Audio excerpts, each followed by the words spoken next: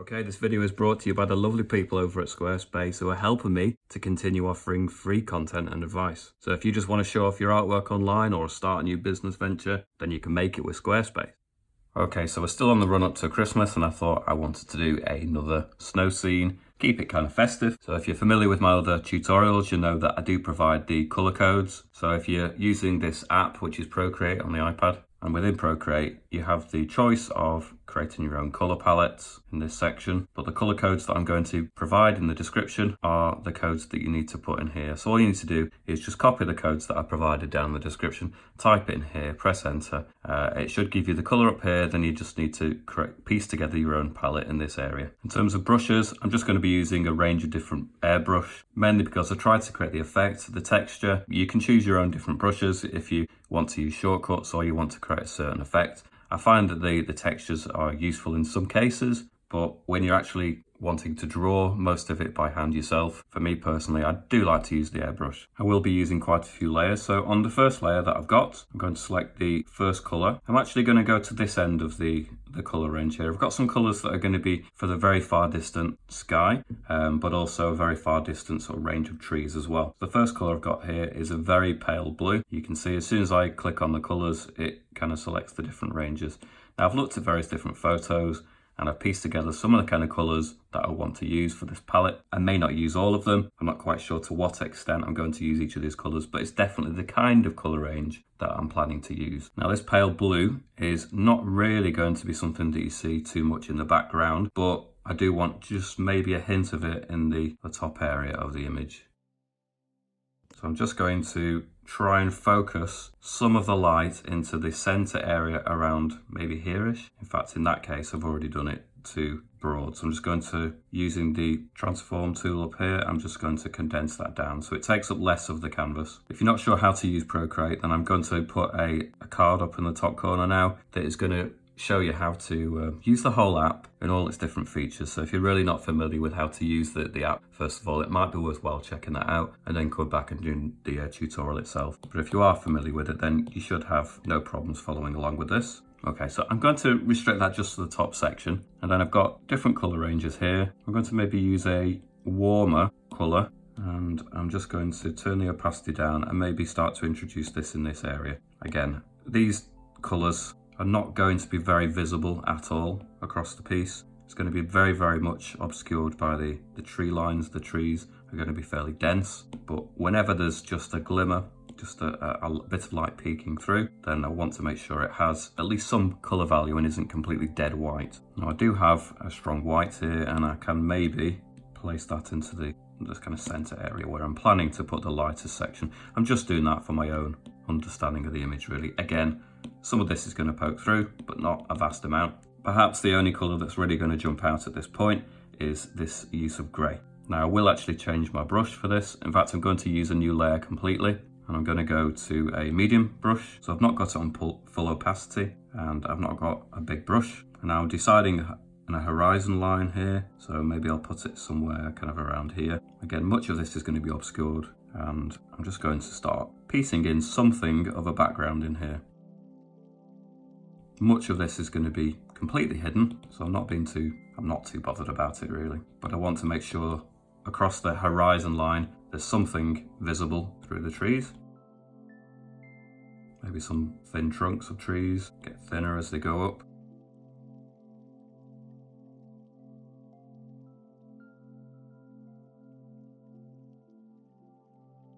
I'm doing quite a bit of tapping. I am creating a texture here. Like I said earlier, I don't see any real need to use textured brushes. I mean, I guess if you're wanting to create like a watercolor effect to a piece, or you want to keep it looking like in a pastel effect or chalk effect, then great, go for the brushes. It's going to help you keep it looking traditional perhaps, but when the background is going to be barely visible, certainly I think that doing this kind of texture by hand is not such a big deal.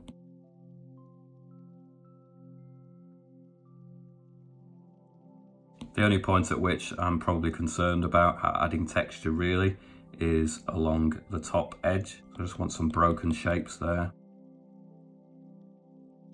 Maybe add some sense of trunks, trees in there. I'm going to cover this up with quite a lot of darker colours anyway. I just don't want a completely flat edge along the top. It needs to have some kind of features in there as well. Most of this section I'm planning to obscure, I think. It's going to be this section, if anything, that's perhaps some gaps in the trees. I'm going to have some areas of the landscape that sort of undulates. I don't want it to be a straight line. I can further refine this, obviously, at a later point. I just want some sections where you can see more trees, perhaps. I don't know, something like that. Just so it's not a straight line, it's a bit more brokered looking now. Okay, so I'm going to create another layer. I've already used all these colours now, and now I'm going to move on to the second layer of colours. I'm going to start at this end. These are the lighter versions, and these are going to be, the warmer colours here are going to be in the section where the sunlight is mainly. Some of these other cooler colours and darker colours might be slightly more foreground, but also they're going to be hues and tones that I'm going to use more towards the edge. So like I say, to begin with, I'm going to use the palest of the colours on the second row of colours. Still using the medium airbrush, but I've got it quite a small brush. I've turned the size of it down, the opacities up a little bit. So I'm just drawing some trunks. These ones are slightly more forward of the ones that I'm doing over here. So therefore, these ones go up off the top of the frame, whereas the ones here perhaps finish a little bit sooner.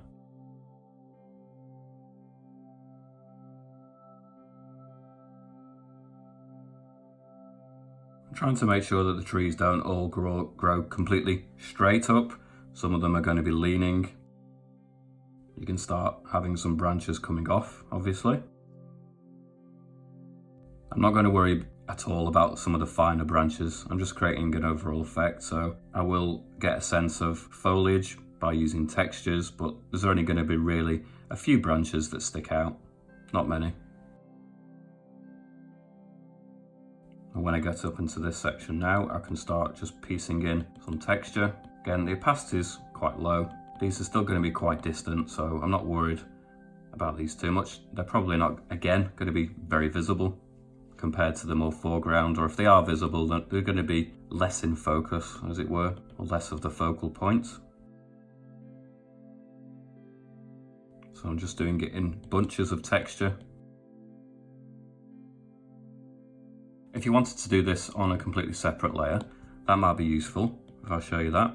So then when you've done some textures, just to speed the process up a little bit, I'll just do a few more and then I'll show you that technique. And then you can duplicate that layer, you can flip it, and it gives you just another way of adding more texture in, speeding the process up perhaps. I didn't do very much here, perhaps it wasn't as effective as it would be if you'd done more, but I'll continue working the texture in by hand. You'll notice I do tend to do things the laborious way, but that's fine. Sometimes if you're enjoying the process, I tend to think if something's worth doing, then spend the time on it.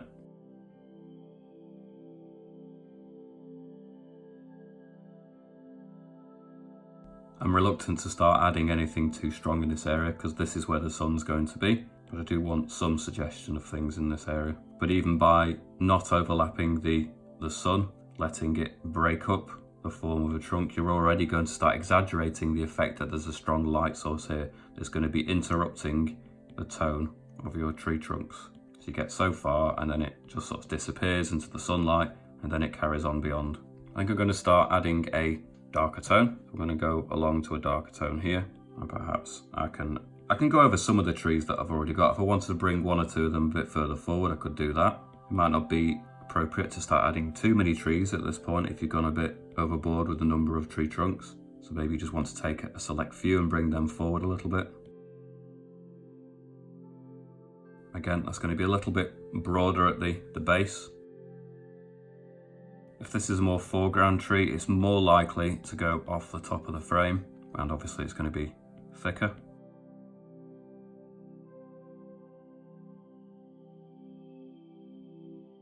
Again, try to make sure your trees are not always straight up, they can lean. Just ever so slightly thicker at the bottom too. Maybe turn the size of my brush up somewhat, and I want to get a few more trees in this area definitely.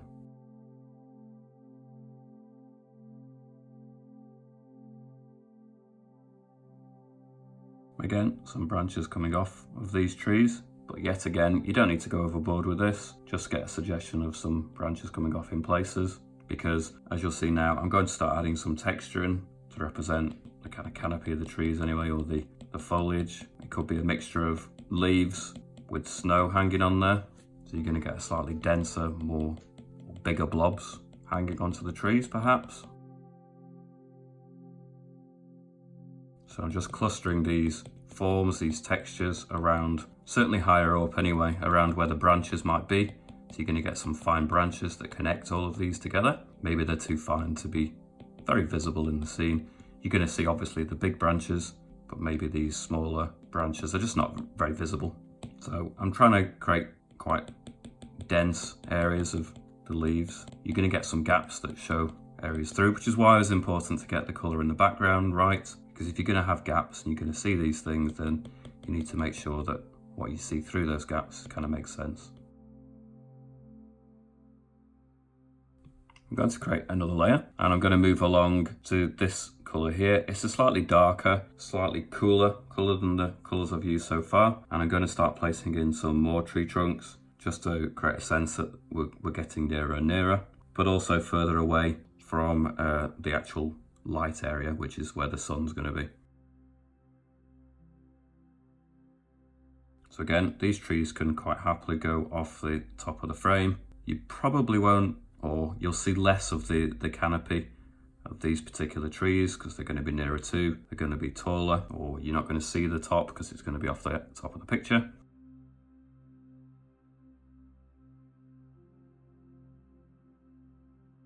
If I turn the opacity down, I can perhaps start adding in some more foliage here. In fact, I'm going to go back to an earlier layer. I think at this point we can go back to that layer there, and I'm just going to start adding some more foliage onto this. I think we've got quite a lot of warm leaves here, and I think maybe it needs to be cooling off a little bit sooner actually than it currently is. So I'm going to use that now to start filling in a greater sense that there's more leaves, denser areas that's all packed together. I want to shut down some of the light in this area really.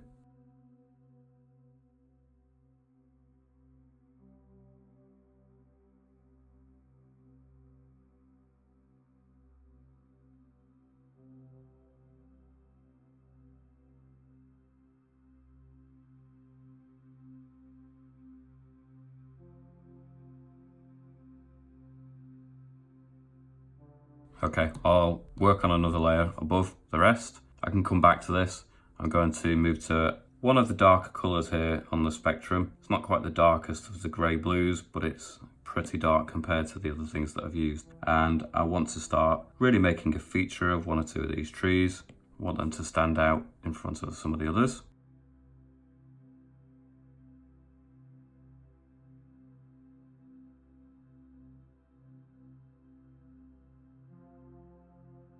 Okay, I'm going to create yet another layer, and on this layer I'm going to go to the very darkest of that range. You'll notice that there's quite a few colours here I haven't used yet. I may go back in and use them, but they're much on a similar kind of range to the ones I have used. I've used the first three and I seem to have just jumped to the other end of the spectrum as well. And that's sometimes what happens. I'm just sort of piecing this together, adjusting things. Sometimes you place a tree in an area and then you decide you want to bring it further forward. And that's just the way that things go in a painting. You have to be prepared to change your mind. Remember, these are all still pretty much the middle distance trees. We've not really created any foreground trees as of yet. Although these ones are definitely starting to get quite a bit darker.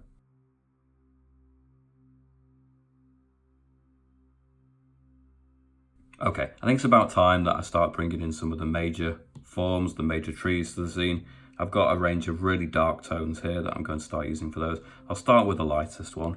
I'm going to create trees now that come beyond this horizon line, if you like, and they're going to really start to make an impact.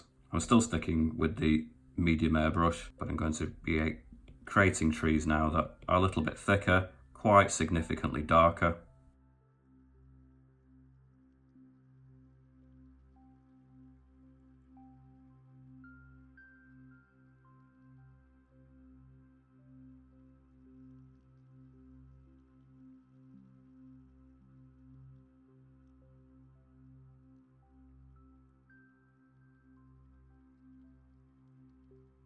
So some of these pretty foreground trees are not going to be quite as affected by the sun. They will have some impact on the edges of them, but they're not going to be sort of cut in half in the same way that the ones in the distance would be.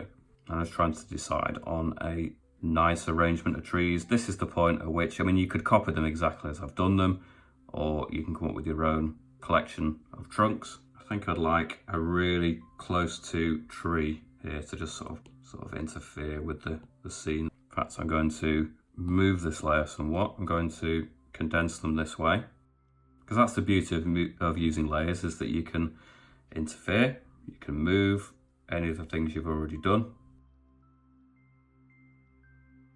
That's going to give me more space to add trees in different areas now. I'm not happy with that big tree there. I'm going to reduce the impact of that one. In fact, I might just get rid of that for now. Again, use layers. You can seriously adjust it. You can erase whole sections. It's not going to meddle with the background, which is great. Maybe having going this way instead, and that works better. I think I'm going to adjust this trait, make it bigger. And just by changing the thickness, changing the point at which it starts, you can really make a tree appear more distant or more foreground. I think that's roughly what I want from the arrangement of the trees. So I'm going to create another layer, and I'm going to put this underneath where the trees are. I'm going to go back to my color range, and I'm going to move along here. I want this to be the kind of base color for the snow. Now it's going to pick up a lot of the ambient light. There's going to be parts of the snow that reflect the sunlight and really show some of the shadows of the trees, but the bits that are going to be in shadow are not going to be black. They're going to be quite light still, because it's snow, it's reflective. So therefore it will pick up all of the ambient light. So the next thing that I'm going to do, it's really going to help ground the trees, is to give them a shadow. Now it's going to seem pretty dark at this point in time compared to the rest, but once I start adding some of the other features, it will make more sense. So remember, the sunlight is up here, so we need to have the shadows moving pretty much towards a kind of vanishing point of the sun. Now the land might be undulating a little bit, so therefore they're not going to be totally straight lines. They might be a bit more sort of curving, a bit more variation, but roughly speaking they're going to pretty much line up with that kind of vanishing point effect. Now I'm only doing the shadows initially, as the bits that are absolutely essential, and then I probably will add a lot more shadows into that as well. But the bits that absolutely must be there are the shadows created by the trees. So if you don't include those, and then it's going to look very strange perhaps to a person that isn't, or rather is looking at your painting for the first time. So you must get the shadow in first. That is the only bit here that is absolutely crucial. And you start really to get the effect of it straight away just by doing that as well. Now you might have some sort of ridges in the snow, some banks that create a shadow of their own. So there's bits that are facing away from the background light, like a shelf, and on this side of it you're going to get some shadow, maybe some more up here. In fact, I'm going to shut down most of this area, that way it's going to focus the light more into that region as well. I can always go back over this. In fact, I will go back over this with a different warm colour just to bring out the light effect.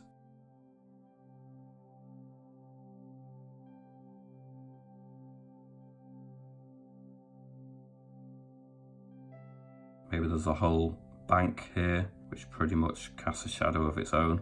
Maybe that's too much. Maybe just a little bit smaller than that. Now the shadows are going to get broader as they go further away, so it's going to start at the same kind of width, the same thickness as the tree itself when it's right next to it, but as it gets further away, then it's going to broaden out somewhat.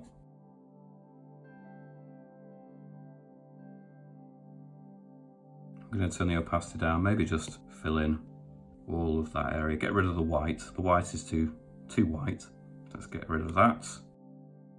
I'm going to use some of the lightest colours to go back over it anyway. So you can see along here, I've got some specifically chosen colours to represent some of the light and the warmer areas that might appear on the snow. So for example, I can go back into it now and add some effects using these two different lighter tones, and that hopefully is going to sell the idea that there's warm light cutting through maybe sort of patchy areas.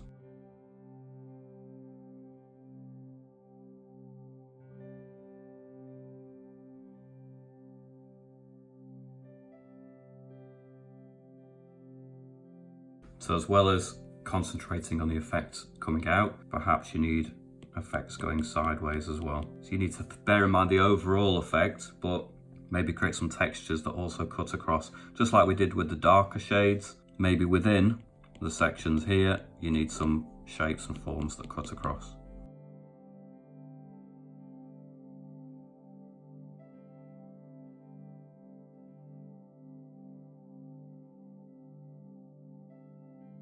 Okay, I'll come back to that. I'm going to create another layer. I'm going to put this above the tree trunks now, and I'm going to go back to the color palette. I'm going to choose the blue color. Now it seemed dark when I was putting it down on here because it represented shadows and it was in contrast to the white. But when I start piecing it on the actual tree trunks, now this is going to represent snow that might be clinging to the tree trunk itself. Maybe turn the opacity up a little bit. And on this particular area, this is going to represent more of a highlight.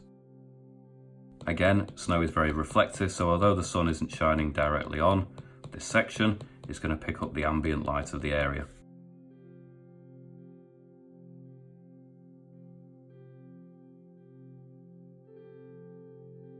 Now this is the base blue colour. It might be you want to add some more highlights to particular areas of the snow that's gathered. So for example, if I wanted to shift this, in fact I've got just room enough to create another colour there. So I'm going to piece that on the end, and within the snow that I've got, I might just want to add just some areas that are a little bit lighter, perhaps on the top, picking up the light a little bit more. So there's a range of blue, but the predominant colour that I'm going to add is going to be the darker base blue. Now everything I've done up until this point has been quite basic, quite simple, but it's going to be little details like that now at this point that's going to add more believability, more depth to the piece, more realism. It's going to start bringing out the illusion a bit better. So maybe this is a tree that goes in the background. It's going to go up from the snow at the ground. It's going to go behind this tree. What you might notice is snow tends to cling to one half of a tree more. Perhaps the other side is facing the sun more during the day and therefore it melts a bit more. Maybe it's facing away from where the wind is coming from, so it doesn't get disturbed as much. So make those decisions, because the sun's coming from back here. Maybe it's warmer back there, maybe that's moved to that point, maybe it was warmer over here earlier on, so therefore we're going to have a darker patch on that side, or rather more melted snow on that side, and it's clinging better on one half. It's not essential you think about these things, but in reality, this is the kind of thing that will be taking place, so understanding why things are certain ways is helpful.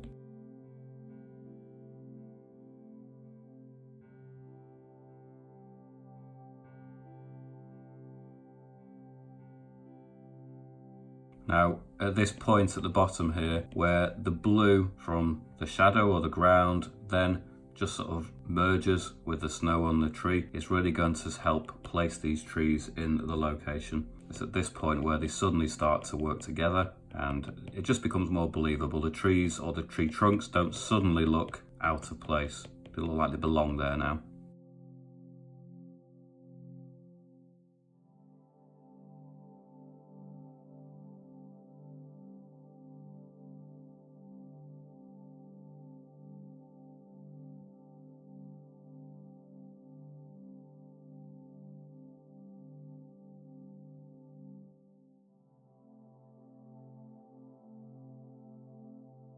So I'm going to move to the lighter version of the snow colour that I've created, and I'm just going to use this in certain areas now.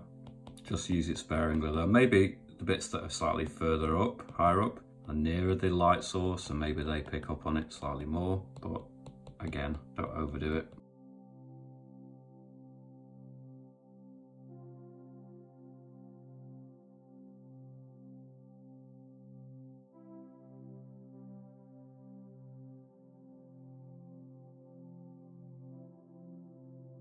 Okay, I'm going to go back to the layer that's got the tree trunks on it now, and I'm going to go to the colours here. Now you notice I've got 3 different tones of black. I might go to the darkest black and just start to work a little bit more, work a little bit into these areas, just create a sense that there's a bit more going on in that. I'm only going to reserve this for the front couple of trees. It might not be something you can even pick up on camera particularly well. I just don't want the areas to look completely dead when you've got a flat tone.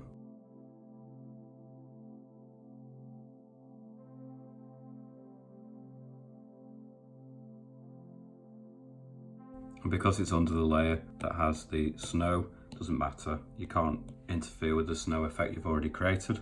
In fact, I'm going to change a section here. I don't like the way that grows down. It grows down too low down. I want to get rid of that. I think I prefer it in that region, and that works better. I'm going to go to my colours. I'm going to choose this warmer colour. It's not the brightest of colours. It is going to represent the highlights and the snow. I think I will stick on this top layer actually this time. In fact, no, I won't. I'll create a new layer, and I'm just going to use it to add a slightly warmer area on the shadows, especially on the areas that's nearest to. You will tend to get a warmer hue nearer to you compared to the distance. Depends on the setting, but I think just a little bit of the warmer tones here will really be effective.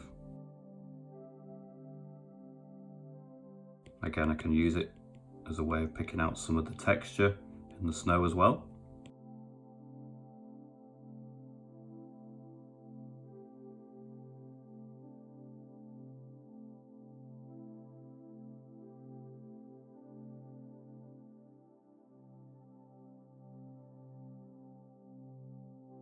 I think I would also like to go back to an earlier layer, and I think I'm going to use the warmer tone that I've got here to start adding in some features in the background there as well. Maybe just closing down the light a little bit more in areas.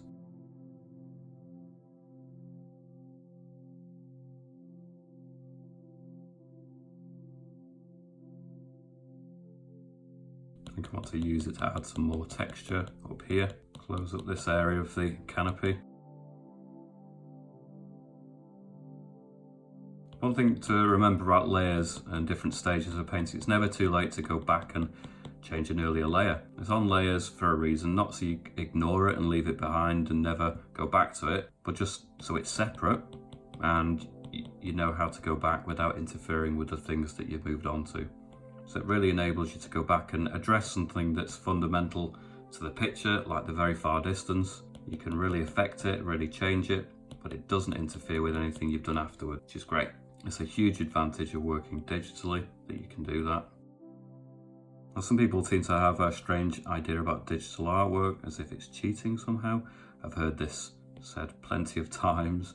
I think it's based on a misunderstanding of the medium, really. I'm going to move along to some of the other tones here. Perhaps I hadn't used them earlier on, but I do actually feel like I need to use some darker browns now in the mix. In fact, I'm going to have to move along to another layer here, so I think maybe further up, about that layer actually, yeah. So if you are doing the exact same number of layers, I'm working on what was the duplicate of layer 5, the top version of that. I don't really mention the number of layers that I'm working on. It could be that you prefer to use more layers than what I'm actually showing you anyway. Anyway, to go back to the idea of digital art and it cheating, I don't see it that way. I think there are advantages to working digitally over traditional mediums, certainly, and perhaps it helps you push your image further, get more out of it. You don't have to live with mistakes, you can correct it. So I think it's possible to take the medium further, get better artwork out of it.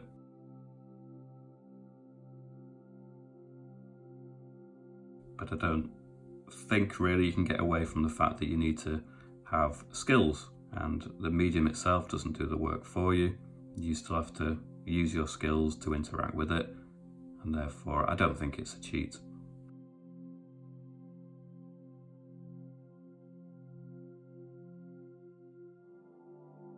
So I'm just going to take this moment to let you know about a new channel that I've created, which is slightly different from this current channel. The purpose of the new channel is to be a bit more creative and more of a collaborative venture. So the premise is that I produce drawings on my videos. Now they are quite surreal, quite abstract. They're going to be unfinished, they're going to be line, perhaps shadow, but the idea is that my viewers, my subscribers, download the file of the finished drawing at the end of that video, add their own details, their own colours, similar to the examples that you can see now, and then I showcase people's results in a future video, a follow-up video. It's been working really well so far. I've had a fantastic response. So if you're interested in that, then please head over to my second channel. There is a link up in the top corner of the screen. There is a card for that, and there's also going to be a link down in the description as well. Maybe some more foliage too. I want to fill in some of these gaps. I feel like there's too much light coming through. I think if I close down some areas and actually create more texture here, more of a mottled kind of appearance, close down some of the light effect, then it's really going to draw your eye more towards the focal point or the area where the light is supposed to be emanating from.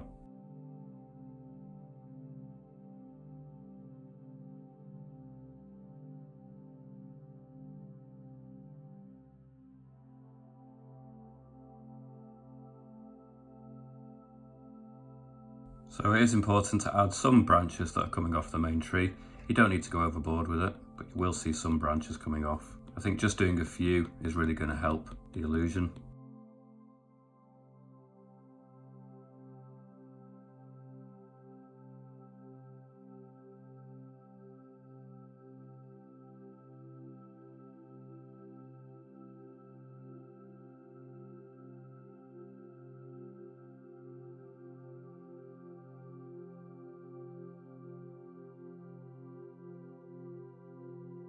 So remember, I'm doing some trees here that actually cut across where the sunlight is coming from, but I'm decreasing the pressure when it goes directly in front of the sun.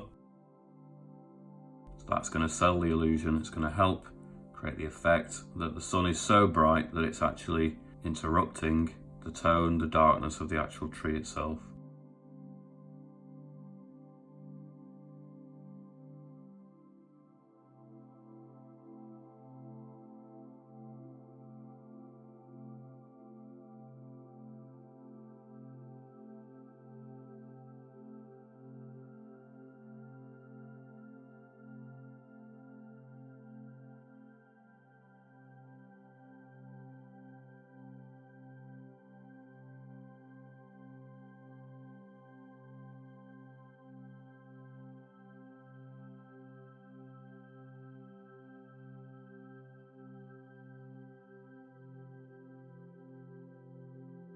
Now, I'm creating some texture that encroaches upon the sunlight there, but I don't really want to get too much in the very center of it. Now bear in mind, I'm not really zooming in very much at all on this piece of work, so therefore, to see it zoomed in, it's going to lose some of the realism, some of the definition. I'm creating the overall effect, and then if you want to recreate this yourself, then you might want to spend a bit longer on your piece, going into some of the details, getting some really small branches added to it as well. But I'm only really concerned at this point in keeping it quite loose. I'm relatively loose. I'm trying to create realism, but at the same time, find the quickest route to creating the effect, selling the illusion, and then any future realism and detail can be added yourself.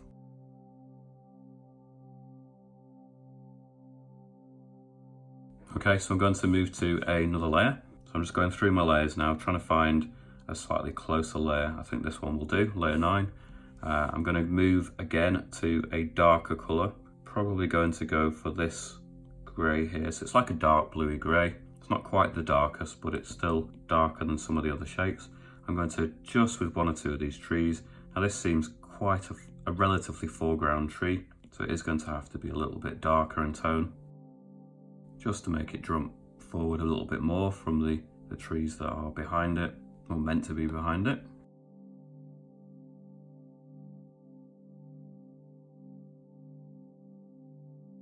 Okay, I think an area that really needs a little bit of work now is going to be the actual snow, the ground.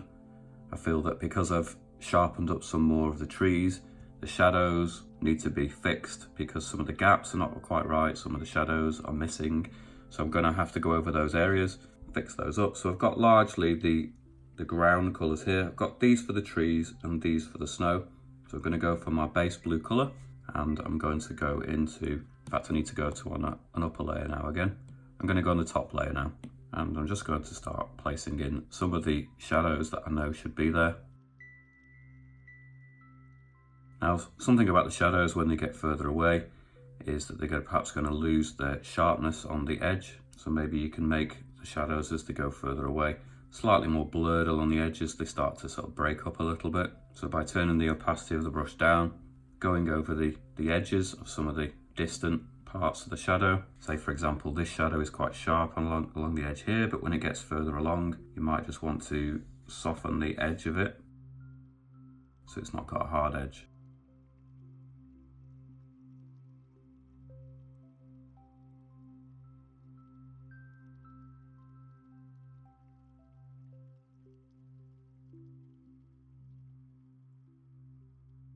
Now, refining little details like this is probably something I could easily spend another couple of hours on if I was going to take it to an absolute finished stage. I'm trying to get to the point where it's selling the illusion. It pretty much has a sense of realism, but you know, sometimes within the tutorials I just need to take you so far without getting it 100% finished. So I think within the snow, maybe there's going to be some sections maybe where bits of snow or debris has fallen down from the branches, and when you have unspoiled snow like this, you would tend to get sort of pot marks, little mini craters I suppose, as things impact on the ground. You get sunken areas, little spots on the snow where something has fallen in.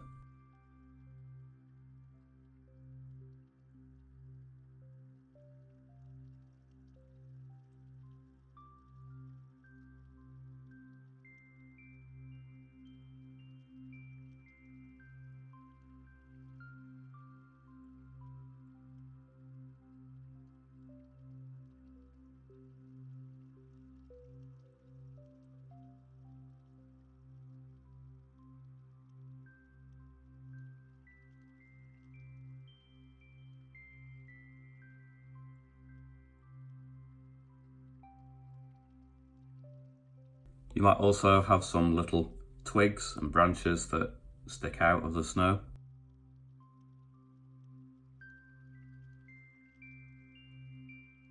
Maybe some leaves and little twigs that have fallen in, just to stop it looking too blank in certain areas. You need to create little senses. There's other things going on. This is, you know, supposed to represent a natural environment, so you're going to get random little things. Not too much of it though, just a suggestion of it is enough usually. I'm going to go to the warmer of these colours here, and I'm going to start using that now to just create a slightly more of a golden hue to the edges of some of these shadows. In fact, I'm going to go to the slightly richer version. Some of these shadows I'm going to make a little bit warmer, or the light rather.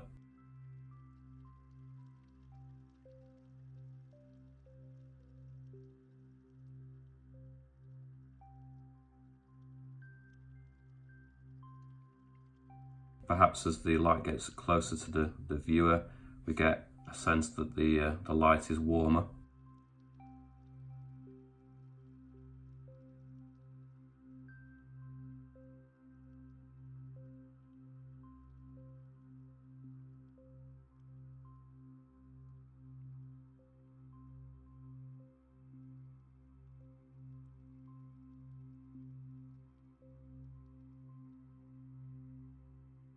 Okay, I'm going to go to the lightest of my snow colours here, or the lightest blue version rather. I'm going to just spend a little bit of time on the snow as it appears on the trees. Give it some highlights perhaps on the top, because I'm assuming, well, the light is going to be coming from the top, from the sky still, so therefore the upper part of each snow as it collects on the trunks and on the branches is going to pick up more of the light on the top edge of some of these forms. Just a little bit more anyway. And obviously I've not got it on full opacity, and also we've got the pencil pressure to add to the mix. So if I press on lightly, I'm going to get a much more subdued, similar to the other blue here. Just by virtue of the fact that I'm not pressing on as hard, you're going to create more of that kind of effect. So you can use the lighter colour pretty much in most of the snow effect So a combination of pressing on is going to get you the lighter colours, and pressing on lightly is going to get you the darker blue.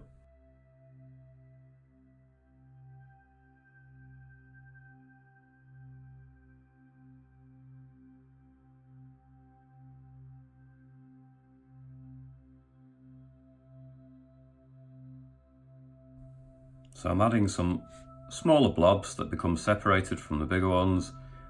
Again, it's going to be this fine tuning. The little details are really going to sell the illusion.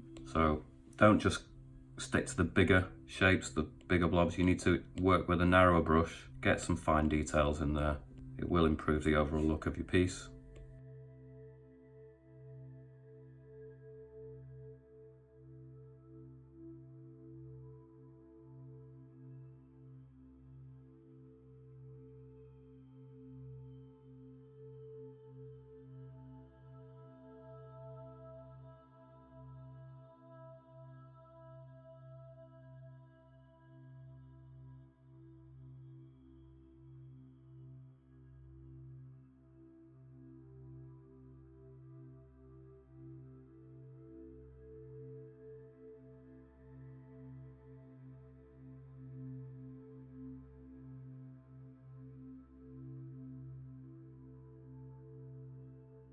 I'm just going to use the very lightest of the colours now, just to add some just little bits here that are closest perhaps to the light source. They're going to create some light effect that is cutting through.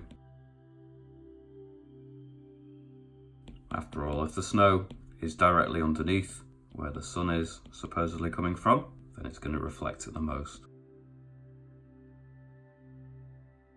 I've got a sense of a mound there, so it's going to be affecting the top edge of it, and then maybe less over here.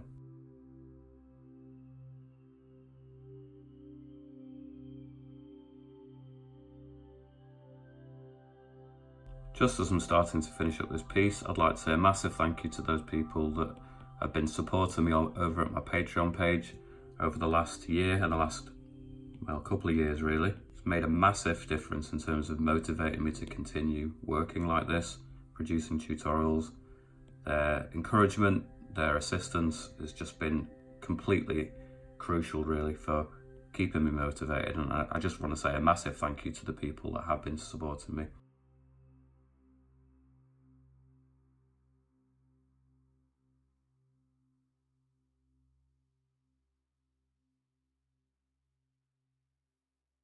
Okay, perhaps the last finishing little touch would be to add a sense that there might be some sun rays hitting through what might be the atmosphere. I'm going to go to the soft airbrush, I'm going to turn the opacity down. I'm going to select a layer further back, so I don't want it forward of any of the dark trees. So the dark trees need to go in front of these. So I'm going to go back down to my 7th layer. I'm just going to start piecing in just a sense that there might be some sunbeams coming across. In fact, I'm going to choose a layer above, probably on the layer that's got the background here, the snow. That's the 11th layer on my particular example. And I'm just going to do some beams of light that perhaps cut across everything.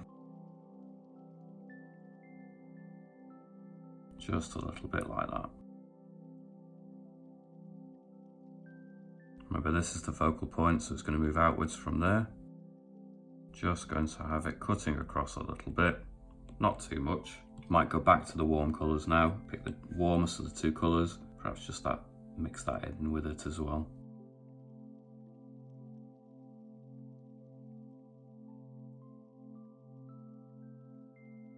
Okay, I think that will do for this particular piece. I could go into more detail. I can always spend many hours with my work, but you have to reach a certain point at which you leave things alone. And even now as I'm talking, I'm finding things that I could continue to work on, so I really do need to leave it there for this point.